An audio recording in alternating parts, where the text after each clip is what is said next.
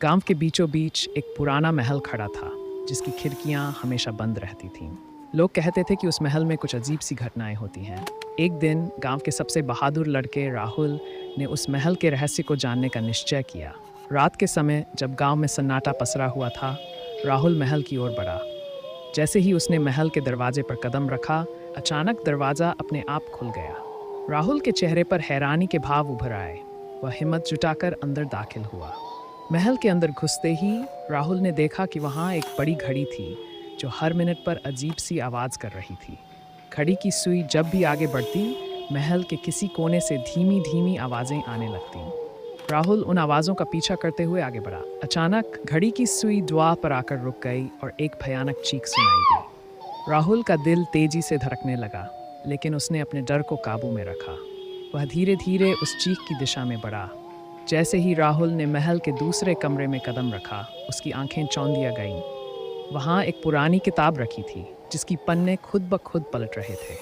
राहुल ने ध्यान से देखा तो पाया कि उस किताब में महल के रहस्यों का जिक्र था। उसने किताब उठाई और पढ़ने लगा। किताब में लिखा था, जो भी इस महल में आएगा उसे अपने बीते हुए पलों का सामना करना पड़ेगा। राहुल का दिल तेजी से धड़कने लगा।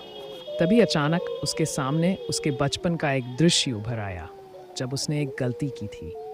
वह दृश्य इतना सजीव था कि राहुल को लगा जैसे वह उसी पल में वापस चला गया हो।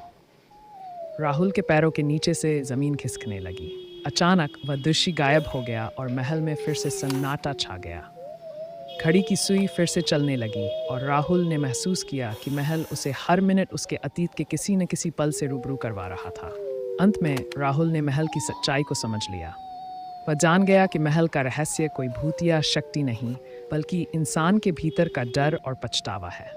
जैसे ही उसने ये बात समझी, महल की दीवारों पर दरारें पड़ने लगीं और देखते ही देखते पूरा महल धूल में बदल गया। राहुल ने राहत की सांस ली और महल से बाहर निकलते हुए ठान लिया कि वह अब अपने अतीत के हर डर का सामना करेगा, क्योंकि यही असली बहादुरी है। इस कहानी से हमें शिक्षा मिलती है कि हमें ईमानदार बनना चाहिए। अपने मम्मी पापा से प्यार करते हो तो वीडियो को लाइक करके चैनल को सब्सक्राइब किया लीजिए।